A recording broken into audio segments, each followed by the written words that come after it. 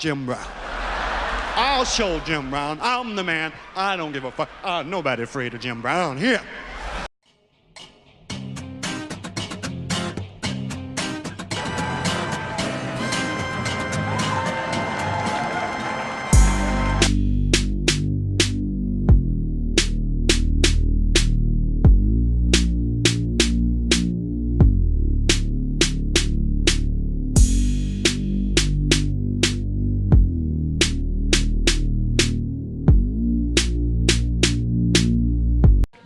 For Lunchbox, everybody, yeah!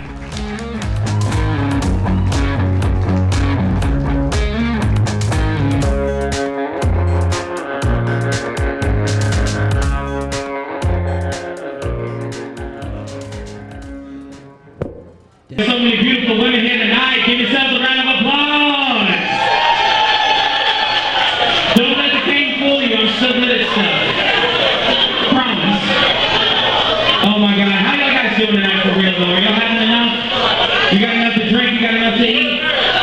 They're taking care of you? Radical. Radical. It is so nice to be here. All the way from Gainesville, Florida. But I'm not a gator. I'm not smart enough to go to UF.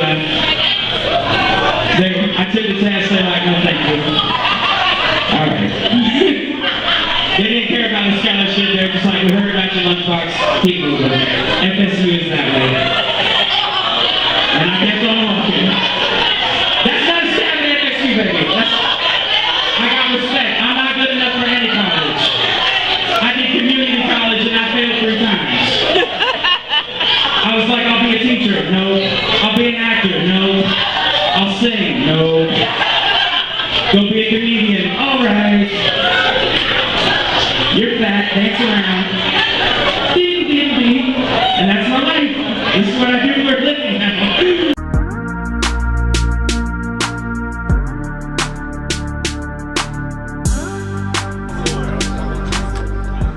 How you doing, boys? What's up, dog? Hey, it's the Gainesville comedy scene itself in action. Look at us. Yeah, look at you fucks. Look at all you motherfuckers. Rolling? Are you actually rolling? Yeah, I'm actually rolling right now. The devil listens when I pray. The devil listens when I pray. I mean, who else would you pray to? Really? Satan. I am, in fact, Gainesville's only sit-down comedian. Probably the only sit-down comedian anywhere. I haven't seen any cripples in a chair try it yet. Which is a shame, because they do funny. I spent a lot of time in a nursing home, and I met some pretty intense people. I met this guy, he was my roommate for a while, and he was kind of like my best friend, but also kind of like my uncle, and like the creepy kind, and like my dad too. And his name was Jerry Brunson. And a couple of you have had the honor of meeting him and hanging out with him. And the way he talked, I love this man to death, but the way he talked and just the way he was, like, was very aggressive. And he would just be like, 3 o'clock in the morning, he'd be ramming his cart into my, because he didn't walk, he rode a mechanical cart. And like, he was amped up to like 11, like it was powerful, because he's like 9,000 pounds. It's a small moon. You can't throw stuff at him because the gravity shifts. It's like natural shielding. And I've tested this late at night with raisinets. And it curves and hits the window. And the birds think I'm feeding them, but then they hit the window because they can't get through because they're not smart. I named all the birds at the nursing home too. I spent a lot of time by myself with a TV that I couldn't hear. So it was just pictures that were moving too fast for me to understand. And I wasn't smart enough to hit the closed captions button. Not that I could read at the time. People would try to get me to like sign medical documents, and it was just the worst gibberish I'd ever seen. And I'm like, I sure hope it's worth it. Maybe I'll get a new liver, or maybe I need one. I don't know. The doctor comes in and just looks at me and goes like this. And I'm like, man, I really hope you got a degree. I trust you up to a point. But Jerry Brunson, like, he would ram his cart into the bed at night, and he'd be like, Romy, are you hungry, Romy? Would you like some pizza, Romy? Do you love Domino's, Romy, or Pizza Hut, Romy? I know it's late. But I'll call somebody and they'll bring it to us, Romy, I promise. And you would have like all of the girls who were under the age of 50 in the room at once, and we would have like a little pizza party. And everyone's like sitting on the bed and like they're all like kind of like I fucking Jerry. And I'm like, who is this pimp? Like, where'd you come from, my brother? Teach me your ways. Because he had his girlfriend, a wife, and a girl on the side all come visit him. And some days he'd be like, Romy, I'm gonna need the room to myself for a while after lunch, Romy. So eat your McNuggets and then get the fuck out of there. And I was like, all right, Jerry, I'll hook you up, brother. And he would get mad because it's summer in Florida and I need air conditioning because I'm a human. And I would turn on the AC at night and he'd be like, Romy! It's colder than a witch's tit, Romy. I got the rubella in my lungs, Romy.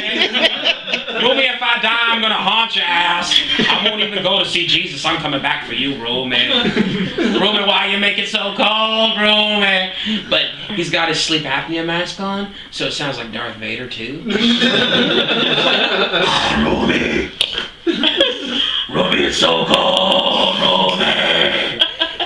And I'm just like, I can't deal with this. I can't. So some nights, I'll wait till he passes out, and I'll just crank it down as low as it would go. And one night, I came in from smoking a cigarette, and I was so hot that my skin was steaming. And I'm like, I wonder what he's dreaming about. And he's like, kind of breathing, but not really putting a lot of effort into it. And he's just...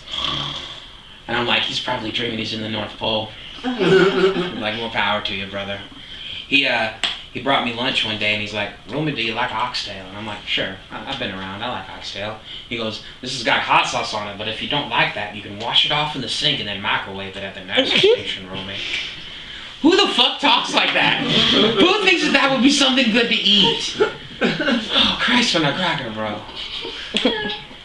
So I feel like everyone here, like you guys know somebody that's been in the military, right? Mm-hmm. Right?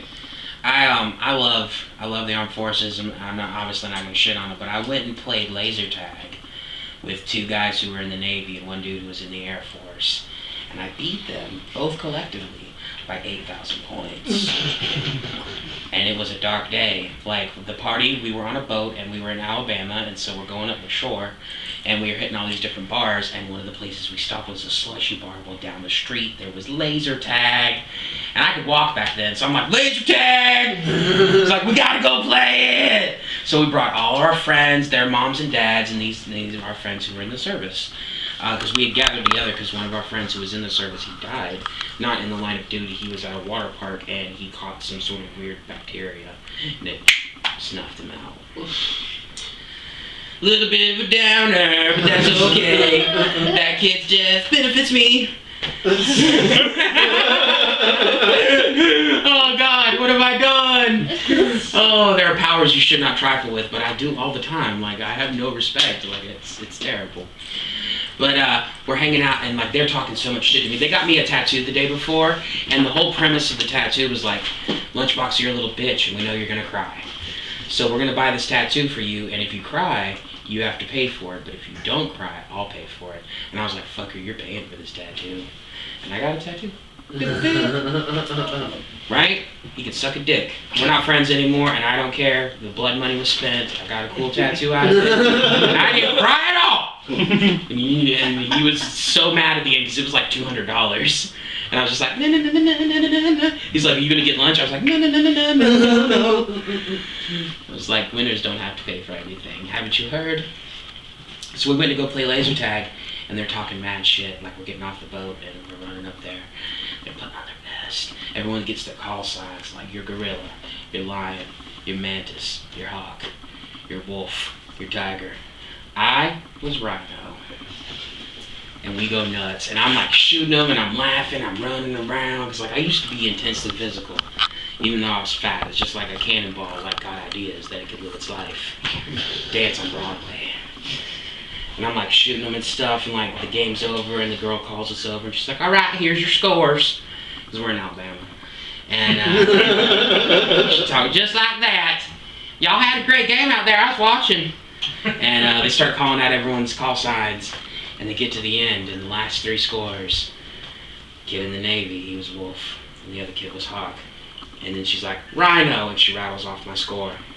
And she's like, she looks at me and she looks at the score again. She's like, "Are you Rhino?" And I was like, "Yeah." "Hi, come on in." She's like, "Are you sure you're Rhino?" I was like, "I'm definitely Rhino." And my score was like fucking magnificent. And like the rest of the trip, as we went up the west of the coast to drink, no one would talk to me. And that's how you know that you've done good, is when your friends become your enemies. I worked at this, I used to love it. I was a dishwasher at this little family-owned kitchen called Brooklyn's Backyard in the middle of Ocala. Because when I think Brooklyn, I think Ocala, right? The city with horses. Like all good Brooklynites. There's a horse everywhere you go. And I was working, and I figured out that like my jokes are super powerful, and maybe I shouldn't always tell a joke when I'm in situations that make me uncomfortable. This dude was like being mean to me. He was in the back washing dishes because he thought I